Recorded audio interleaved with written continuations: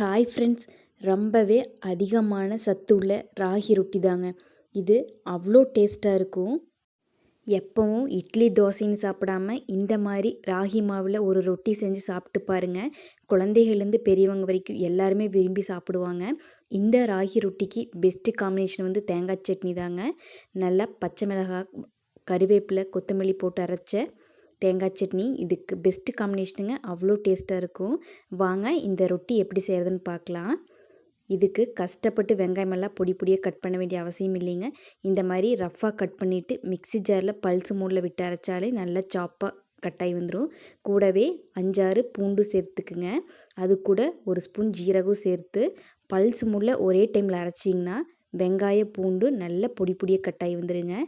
பாருங்கள் எந்தளவு ஃபைனாக கட்டாயி வந்துடுச்சுன்னு. ஒரே ஒரு டைம் பல்ஸ் மோடில் விட்டு எடுங்க. அதிகமாக நீங்கள் சுற்றுனீங்கன்னா வெங்காயம் நைஸாக அரைஞ்சி வந்துடும். அதுக்கப்புறம் நான் 1.5 கப் ராகி மாவு எடுத்துருக்கேங்க. அது ஒரு மிக்சிங் பவுலில் சேர்த்துக்குங்க. அது கூடவே நல்ல ஃபைனான வெள்ளை ரவை தாங்க எடுத்திருக்கேன். இது சிரோட்டி ரவைன்னு சொல்லுவாங்க. ரொம்பவே குட்டி குட்டியாக இருக்கும். உங்களுக்கு இந்த ரவை கிடைக்கலனா பெரிய ரவையை பல்ஸ் மோடில் மிக்சியில் நல்லா இந்த மாதிரி அரைச்சி எடுத்துகிட்டு வந்துடுங்க. இதையும் 1/2 கப் நான் சேர்த்துக்கிறேன். இந்த ரவை சேர்த்து செய்யும்போது இந்த ரொட்டி அவ்வளோ கிறிஸ்பியாகவும் இருக்கும், சாஃப்டாகவும் இருக்கும். கூடவே இந்த ரொட்டிக்கு தேவையான தூளுப்பு சேர்த்துக்குங்க. இதெல்லாம் சேர்த்து கைகளால் நல்லா மிக்ஸ் பண்ணி விட்டதுக்கப்புறம் நம்ம ரஃபாக மிக்சியில் அரைச்சி வச்சுருக்கிறோம்ல வெங்காய பூண்டு அதையும் சேர்த்ததுக்கப்புறம் பொடியை கட் பண்ண கருவேப்பிலை, கூடவே கொத்தமல்லி இலைகள் இதை சேர்த்துக்குங்க. அதுக்கப்புறம் நான் ஒரே ஒரு உருளைக்கிழங்க தோல் சீவிட்டு இந்த மாதிரி துருவி வச்சுருக்கேங்க. அதையும் சேர்த்துக்குங்க. அதுக்கப்புறம் 1/4 கப் துருவின தேங்காயும் சேர்த்துக்குங்க. தேங்காய் சேர்த்து செய்யும்போது அவ்வளோ டேஸ்ட்டாக இருக்குங்க. கூடவே காரத்துக்கு தேவையான வரமிளகாய் ஆட் பண்ணிக்கோங்க. உங்களுக்கு விருப்பம் இருந்தால் பச்சை மிளகாயும் கூட ஆட் பண்ணிக்கலாம். இதெல்லாம் சேர்த்து ஃபஸ்ட்டு கைகளால் நல்லா மிக்ஸ் பண்ணி விடுங்க. இந்த உருளைக்கிழங்குல இருக்கிற தண்ணி, வெங்காயத்தில் இருக்கிற தண்ணியிலேயே இந்த மாவை நல்லா மிக்ஸ் பண்ணி விடுங்க. அதுக்கப்புறம் நம்ம எக்ஸ்ட்ரா தண்ணி விட்டுக்கலாம். இந்தளவு பிசைஞ்சதுக்கப்புறம் தேவையான அளவு தண்ணி விட்டுக்குங்க. தண்ணி விட்டு நல்லா பிசைஞ்சு விடுங்க. அந்த உப்பு இதெல்லாம் நல்லா மிக்ஸ் ஆகிற மாதிரி பிசைஞ்சு விடுங்க. ரொம்ப லூஸாக பிசைஞ்சிட வேண்டாங்க. நல்லா சப்பாத்தி மாவளவுக்கு பிசைஞ்சு எடுத்துக்குங்க. பாருங்கள் இந்த கன்சிஸ்டன்சி கரெக்டாக இருக்கும். நல்லா பிசைஞ்சு விட்டதுக்கப்புறம் ஒரு 10 நிமிஷம் மட்டும் மூடி போட்டு அப்படியே விட்டுருங்க. இந்த கேப்பில் நீங்கள் சட்னி அரைச்சிக்கலாம். இதுக்கு காம்பினேஷன் தேங்காய் சட்னி தாங்க கரெக்டாக இருக்கும். தேங்காய் சட்னி அரைச்சிட்டு வந்துடுங்க. இது 10 நிமிஷம் இப்படியே இருக்கட்டும். அதுக்கப்புறம் ஓப்பன் பண்ணி நம்ம ரொட்டி அமுத்த ஆரம்பிச்சிடலாம். பாருங்கள் மாவு கரெக்டான கன்சிஸ்டன்சியில் இருக்குது. நான் வாழை இலை எடுத்துருக்கேங்க. வாழை இலையில் மேலே ஆயில் அப்ளை பண்ணிக்கோங்க. உங்கள்கிட்ட வாழை இலை இல்லைன்னா பிளாஸ்டிக் கவர் யூஸ் பண்ணிக்கோங்க. இல்லை பட்டர் பேப்பர், பார்ச்மெண்ட் பேப்பர் இருந்தால் அதுவும் கூட யூஸ் பண்ணிக்கோங்க. ஆயில் அப்ளை பண்ணிவிட்டு உங்களுக்கு தேவையான மாவு எடுத்து இந்த மாதிரி ரவுண்ட் ஷேப்புக்கு தட்டி எடுத்துக்கோங்க.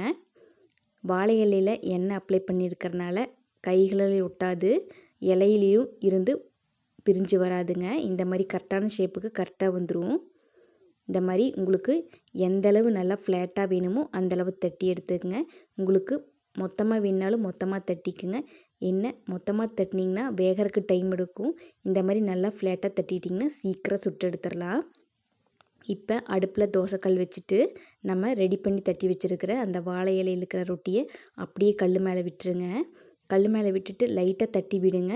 அந்த கல்லில் இந்த ராகி மாவு ரொட்டி நல்லா ஒட்டி வந்துடும். அதுக்கப்புறம் நீங்கள் இலையில் எடுத்திங்கன்னா அப்படியே இலையிலேருந்து கொஞ்சம் கூட மாவு உள்ளே ஒட்டாமல் கல் அப்படியே ஃப்ளாட்டாக பரப்பி வந்துடுங்க.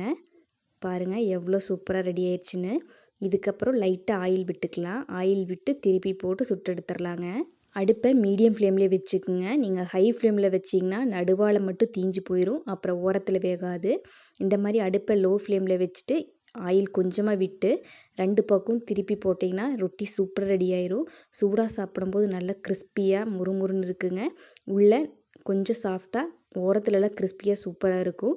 ஆறுனதுக்கப்புறம் சாப்பிட்டிங்கன்னா ராகி ரொட்டி நல்லா சாஃப்டாக சப்பாத்தி பக்குவத்தில் இருக்குங்க. அவ்வளோதாங்க. இதே மாதிரி மீதி உள்ள மாவையும் நீங்கள் ரொட்டியை சுட்டு எடுத்துக்குங்க. இது அவ்வளோ சத்து இருக்குங்க இந்த ராகி மாவில். அதுவும் நம்ம வெங்காயம், பூண்டு இந்த ஃப்ளேவரோட இந்த ரொட்டி சாப்பிட்றதுக்கு அவ்வளோ சூப்பராக இருக்கும். உங்களுக்கு வேணும்னா முருங்கைக்கீரை, கேரட் இதையும் கூட துருவி சேர்த்துக்கலாம். ஹெல்தியான சூப்பரான பிரேக்ஃபாஸ்ட் ரெசிபி. இது பிரேக்ஃபாஸ்ட் மட்டும் இல்லைங்க, டின்னருக்கும் சாப்பிட்லாம். குழந்தைங்க ஸ்கூல் விட்டு வரும்போது பசின்னு சொன்னாங்கன்னா இந்த மாதிரி ரொட்டியை டக்குன்னு செஞ்சிடலாம். வெங்காயம் கூட கட் பண்ணுறதுக்கு டைம் எடுக்காதுங்க.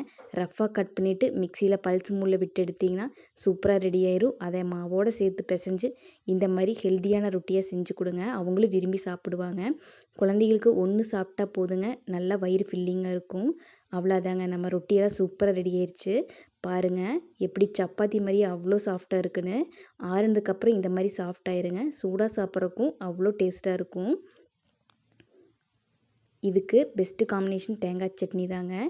கண்டிப்பாக இந்த ரெசிபியை ட்ரை பண்ணி சாப்பிட்டு பாருங்கள். சாப்பிட்டு பார்த்துட்டு டேஸ்ட் எப்படி இருக்குன்னு சொல்லுங்கள். இந்த வீடியோ பிடிச்சிருந்தா ஒரு லைக் பண்ணிக்கோங்க. நம்ம சேனலை இன்னும் சப்ஸ்கிரைப் பண்ணலைன்னா சப்ஸ்கிரைப் பண்ணிக்கோங்க. தேங்க்ஸ் ஃபார் வாட்சிங்.